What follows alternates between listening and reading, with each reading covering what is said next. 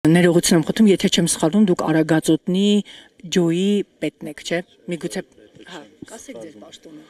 Ինչի համար։ Հետաքրքիր է, ես հիշում եմ, որ դուք քրեական պատմություններով էիք հայտնի, Մեղադիալի ատորին էիք դուք եք էս ձևի մարդկանց հետևից ընկնում, չգիտեմ, վարկաբեկում։ Այսինքն ընկնում մարդկանց։ Ինչ ես ուզում իմանաս։ Ուզում եմ իմանամ, դուք քաղաքացուն նստեցրել եք ձեր մեքենան, տարել էիք, բռնության էիք ենթարկել, քրեական գործ հարուցվեց, դուք հայտնվեցիք Մեղադիալի աթոռին, որ մասն եմ սխալ ասում, ասեք իմ։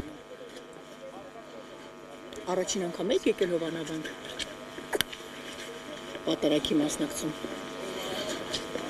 Հարեր ձեզ, չունեք հարցերի պատասխան, ինչ եկել եք Աստծուց, ինչ խնդրեք, որ ձեր կատարած մեղքերը բաց թողի, օրինակ ձեր մեղքերի համար, այսպես ասած, քավություն խնդրեք,